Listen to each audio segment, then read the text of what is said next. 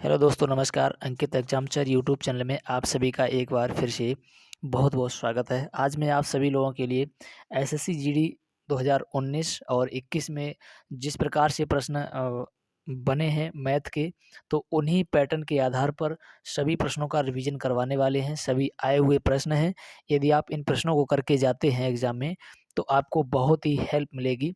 आपको आइडिया लग पाएगा कि किस प्रकार से प्रश्न पूछे जाते हैं और किस प्रकार से मुझे तैयारी करनी चाहिए। तो चलिए प्रश्न स्टार्ट करते हैं। प्रश्न नंबर 1 है आपका। क्वेश्चन है आपका, देखिए दिया है इसमें कि 12 व्यक्ति किसी कार्य के आधे हिस्से को 9 दिनों में पूरा कर सकते हैं।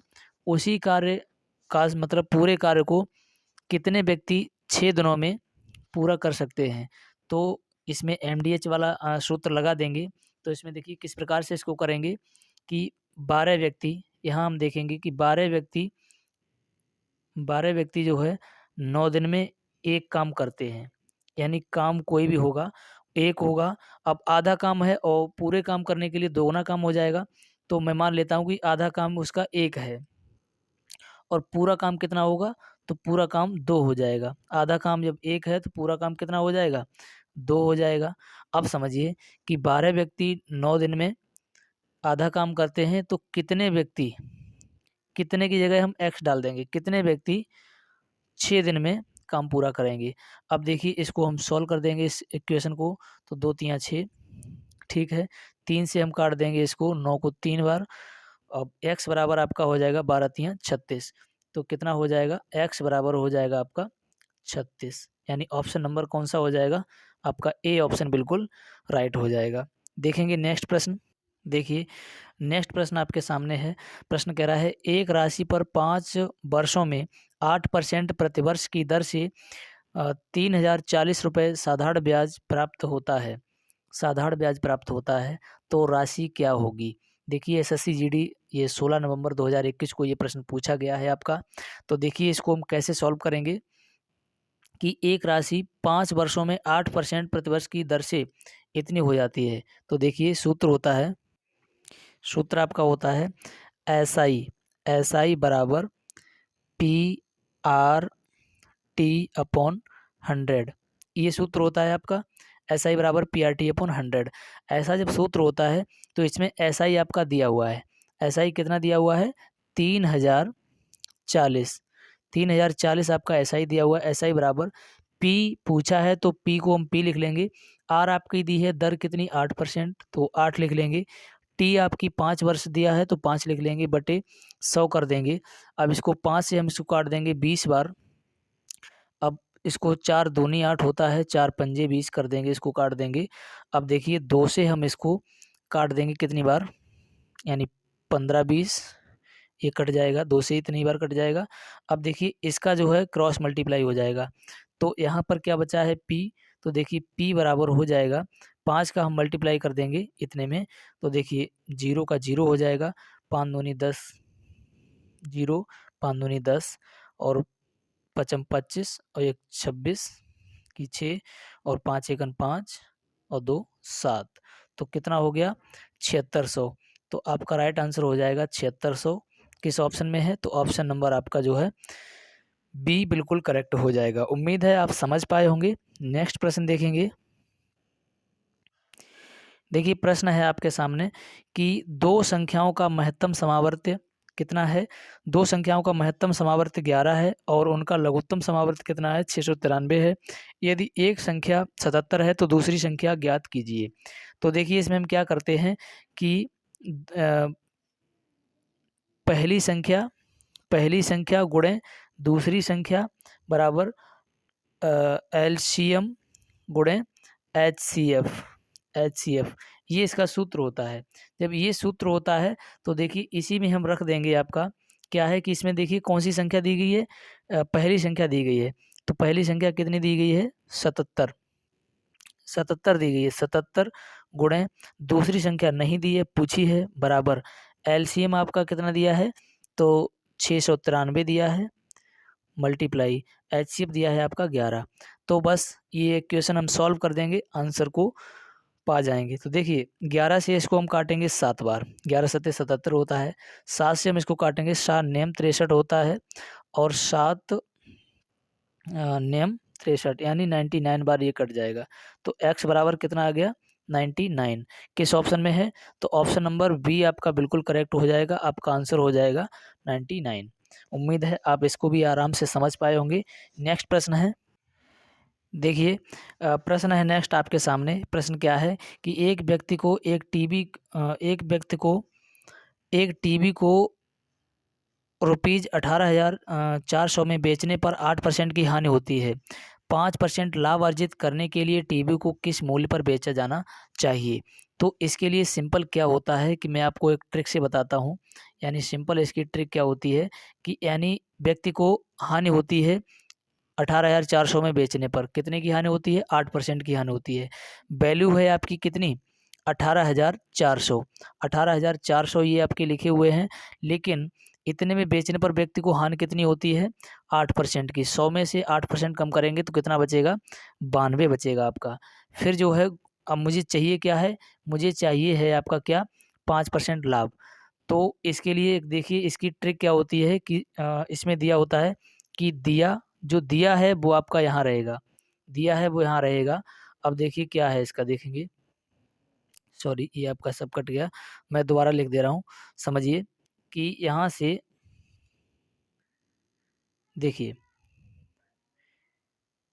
जी हाँ, अब यहाँ से आप समझ पाएंगे। देखिए इसकी ट्रिक क्या होती है? ट्रिक होती है इसकी कि यहाँ पर दिया रहेगा कि दिया है वो यहाँ रहेगा, दिया नीचे रहेगा जो क्या है, यानी दिया है।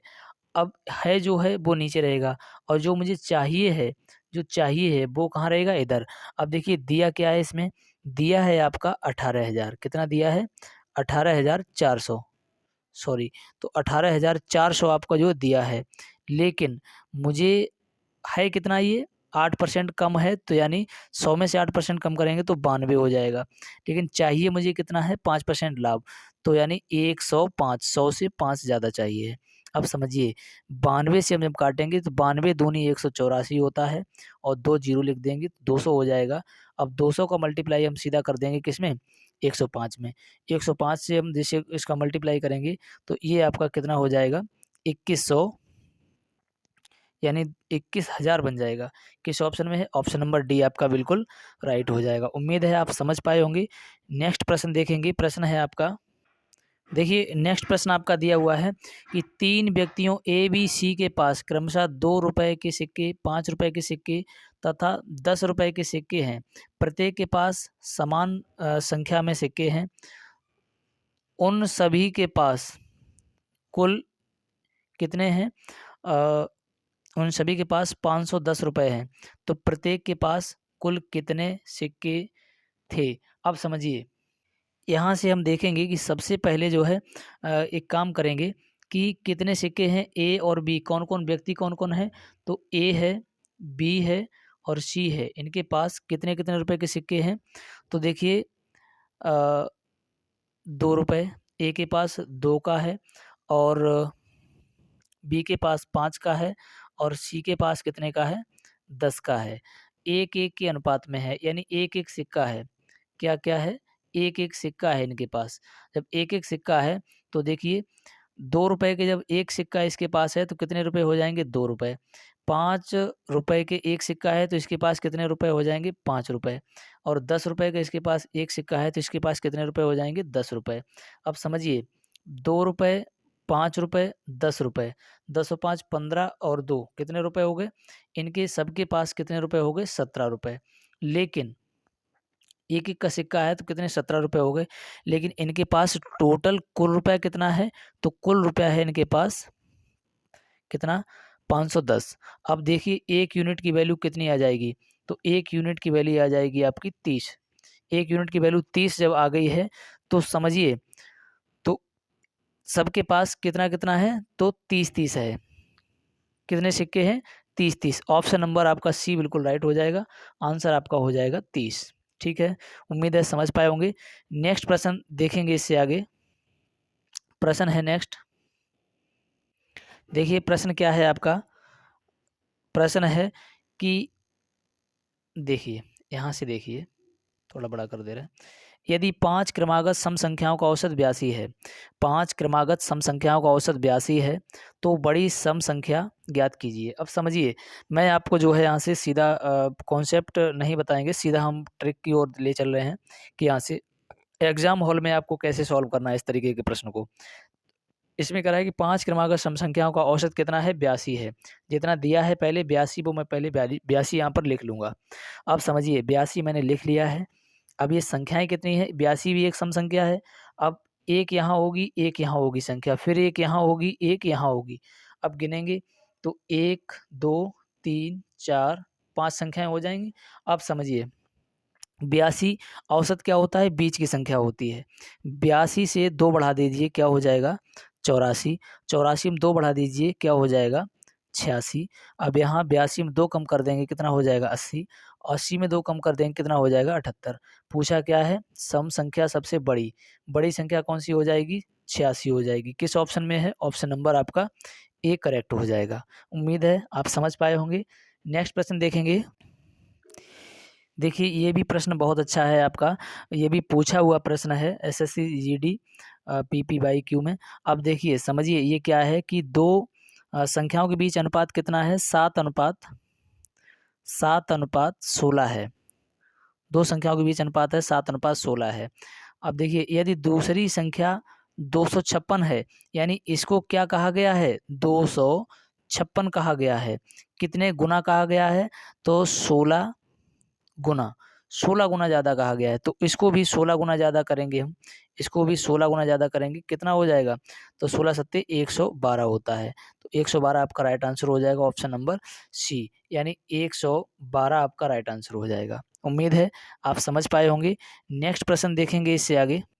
देखिए, प्रश्न कह रहा है कि 2 उम्मीदवारों ने एक चुनाव लड़ा, ठीक है? 2 उम्मीदवारों ने एक चुनाव लड़ा है, उनमें से एक को कुल मतों का कितना 60% मत मिला, तो विजेता को दूसरे उम्मीदवार से कितने प्रतिशत अधिक मत मिला। अब समझिए कि मत 100% हमेशा होते हैं, 100% होते हैं। अब 100% में से एक को मिल गया है कितना, एक को मिल गया है 60%, तो दूसरे वाले को कितना मिलेगा 40%, तभी तो 100% होगा। अब ये कह रहा है कि इसमें कि कुल मतों का 60% विजेता को मिला, विजेता को दूसरे उम्मीदवार से कितने प्रतिशत अधिक मत मिला। अब समझिए कि इससे जो है इसको कितने ज़्यादा मिले हैं, 20 ज़्यादा मिले हैं। कितने मिले हैं? 20 ज़्यादा मिले हैं। अब समझिए कि कितने प्रतिशत ज़्यादा मिला है। जी हाँ, 20 ज़्यादा मिले हैं। कहाँ से ज़्यादा मिले हैं? 40 से ज़्यादा मिले हैं, इंटू 100 कर देंगे तो 0 से 0, 2 से ये 2 बार और 2 से इसको काटेंगे तो ये 50% आपका आंसर हो जाएगा, जैसे कि ऑप्शन नंबर डी में है। उम्मीद है आप समझ पाए होंगे। नेक्स्ट प्रश्न देखेंगे। प्रश्न है आपका, देखिए नेक्स्ट प्रश्न है आपका, 2 संख्याओं के बीच का अनुपात 3:7 है। सबसे बड़ी संख्या सबसे छोटी संख्या से 20 अधिक है। तो देखिए, तो छोटी संख्या ज्ञात कीजिए। अब इसमें क्या कह रहा है कि 2 संख्याओं के बीच अनुपात कितना है? तो 3:7 है। 3 जब 7 दिया है, अब इसमें क्या कह रहा है कि इनके और इनके बीच का अंतर जो है, कितना दिया है? अब देखिए, यहाँ से 3 से 4, 3 से 7 हो रहा है, कितने का अंतर है? 4 का अंतर है। लेकिन इसमें जो है अंतर वैसे कितना दिया है? 20 अंतर, यानी 4 की वैल्यू, 4 यूनिट की वैल्यू 20 है, तो 1 यूनिट की वैल्यू कितनी हो जाएगी? 4 से इसको 5 बार काट देंगे तो 1 यूनिट की वैल्यू हो जाएगी 5। जब 1 यूनिट की वैल्यू 5 हो जाएगी, तो 3 यूनिट की वैल्यू कितनी होगी? 15 हो जाएगी। तो यही पूछा है कि छोटी संख्या ज्ञात कीजिए। तो छोटी संख्या कौन-सी है? 3 है। तो 3 यूनिट की वैल्यू कितनी हो जाएगी? 15। ऑप्शन नंबर डी आपका बिल्कुल राइट हो जाएगा। उम्मीद है समझ पाए होंगे। देखिए नेक्स्ट प्रश्न है आपका कि 10 क्या दिया गया है? 10 और 25 का तृतीय अनुपात ज्ञात कीजिए। ये भी प्रश्न आपका पूछा हुआ प्रश्न है। तो देखिए, इसका जो है तृतीय अनुपात हम कैसे ज्ञात करेंगे? तो देखिए, इसमें क्या दिया गया है, 10 अनुपात 25 समानुपात क्या हो जाएगा? 25 अनुपात x। इसको ऐसे लिख लेंगे। अब अंदर का अंदर और बाहर का बाहर कर देंगे। तो देखिए 10x बराबर कितना हो जाएगा? 25 गुणे 25, यानी 25 गुणे 25। तो देखिए 10x बराबर क्या हो जाएगा? 625। ऐसा हो जाएगा। अब ये 0 से यानी 10 अपॉन में पहुंच जाएगा तो ये पॉइंट लग जाएगा आपका, तो ये हो जाएगा, सॉरी, तो इतना कितना हो जाएगा यहाँ से, देखिए 625 है, तो यहाँ पे हम आपको बता दे रहे हैं कि 625 बटे जब 10 करेंगे तो यहाँ से 0 हटेगा तो पॉइंट आ जाएगा यहाँ पर, तो 62.5 हो जाएगा आपका, 62.5, यानी ऑप्शन नंबर आपका बी बिल्कुल करेक्ट हो जाएगा। ठीक है, तो देखिए समझ पाए होंगे। तो इसमें जो है आपका राइट आंसर हो जाएगा क्या, इसमें जो है आपका ऑप्शन नंबर बी करेक्ट हो जाएगा, 62.5। चलिए नेक्स्ट प्रश्न है आपका, देखते हैं। देखिए ये भी प्रश्न पूछा गया है आपका, तो इसमें क्या कह रहा है कि एक वस्तु क्रय मूल्य कितना है, सीपी है आपका, सीपी दिया है 200 रुपये है, सीपी 200 है, और विक्रय मूल्य यानी एसपी सेलिंग प्राइस दिया है कितना, 198 है, यानी इतने में खरीद करके 200 में खरीदा है और 198 में बेच दिया है, तो हानि प्रतिशत ज्ञात कीजिए। आप देखिए इसको हानि हुई है, कितनी हानि हुई है, 2 की हानि हुई है, लेकिन कहाँ से हुई है, ये 200 से हुई है, इंटू 100 कर देंगे तो 2 जीरो से 2 जीरो काट देंगे और इस शेष को काट देंगे, कितना, 1% की इसको हानि हुई है। ऑप्शन नंबर आपका ए बी बिल्कुल करेक्ट हो जाएगा। उम्मीद है आप समझ पाए होंगे। देखिए नेक्स्ट प्रश्न है आपका, क्या करा है कि दो संख्याएं तीसरी संख्या से क्रमशः 8% और 28% अधिक हैं, तो दोनों संख्याओं के बीच अनुपात क्या है।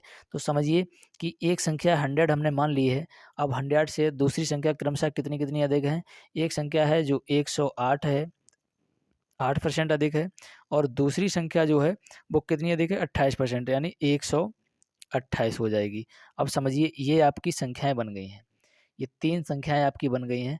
अब इसमें कह रहा है कि दोनों संख्याओं के बीच का अनुपात क्या होगा। तो समझिए किसके किसके बीच, 108 अनुपात 128, इनके बीच अनुपात पूछा है, तो हम इनको जो है काट देंगे।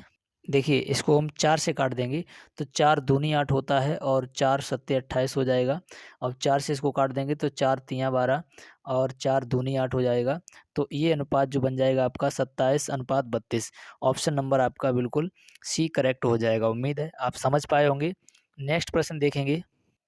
देखिए ये प्रश्न है नेक्स्ट आपका, इसमें दिया गया है कि क्या कह रहा है इसमें कि यदि किसी संख्या के 75% में 75 जोड़कर वही संख्या प्राप्त हो जाए तो वह संख्या क्या होगी। तो इसके लिए हम क्या करेंगे समझिए, बहुत ही मोस्ट इम्पोर्टेंट प्रश्न है ये, इस प्रकार से प्रश्न पूछ दिए जाते हैं। तो इसमें क्या होगा कि x का 75/100 +75 बराबर x है आपका। तो इसमें हम क्या करेंगे, इसको हम काट देंगे, तो 25 तियाँ 75, 25 चौकू 100 होता है, तो यहाँ पर 3x हो जाएगा बराबर, तो 3x अपॉन 4 प्लस 75 बराबर x हो जाएगा। अब यहाँ से आगे देखेंगे क्या करेंगे कि x जो है हम इधर ले आएंगे, तो x माइनस 3x अपॉन 4 बराबर 75। अब इसको क्या करेंगे, 4 का हम इसमें गुणा कर देंगे, तो 4x माइनस 3x, सॉरी यहाँ से हम इसको काट देंगे, यहाँ इसको ऊपर लिख लेंगे, थोड़ा देखिए इससे थोड़ा ऊपर लिख लेंगे, तो 4x माइनस 3x अपॉन 4 बराबर 75। अब जब इसको काटेंगे तो x अपॉन 4 बराबर 75 हो जाएगा, तो इसका जो 75 का इसमें 4 में गुणा हो जाएगा, तो x बराबर आपका 300 आ जाएगा। क्या, x बराबर 300 आ जाएगा। इसमें थोड़ी जगह कम थी, तो आप उम्मीद है समझ पाए होंगे। मैं दोबारा इसको देखिए बता दे रहा हूँ यहाँ पर, समझिए कि x का 75/100 करेंगे तो 3/4 हो जाएगा, ठीक है, प्लस 75 बराबर x है। अब समझिए जब इसका इसमें गुणा करेंगे तो 4x माइनस 3x, ठीक, अपॉन 4, ठीक है। चलिए इससे इधर नहीं बन पा रहा है,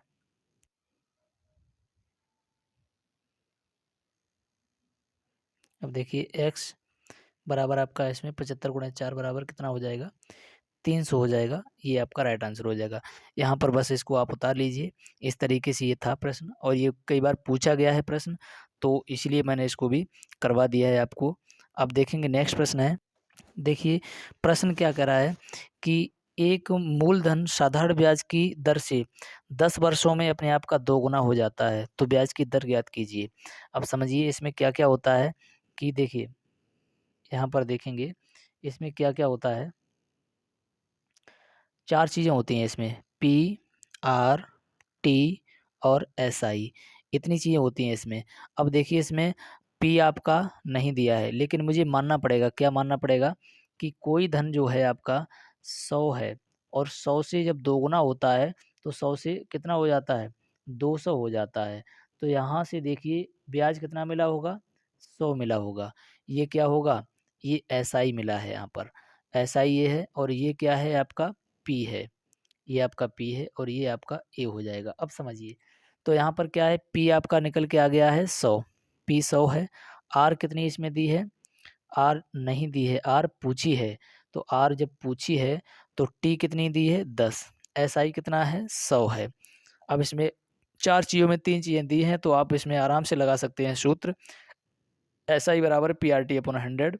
तो देखिए एस आई कितना है, एस आई है आपका 100 बराबर पी कितना है 100, पी आर कितना है आपका पूछा है, और टी कितना है 10 बटे 100 लगा देंगे, 2 जीरो से 2 जीरो काट देंगे, 0 से 0, आर बराबर आपका कितना आ जाएगा 10, यानी आर बराबर 10% आपका आंसर हो जाएगा, ऑप्शन नंबर सी। चलिए यहाँ तक जो है आपकी सीरीज ख़त्म होती है, और देखेंगे इसी प्रकार से मोस्ट प्रश्नों के साथ अगली सीरीज मिलते हैं कल। तो तब तक के लिए जय हिंद।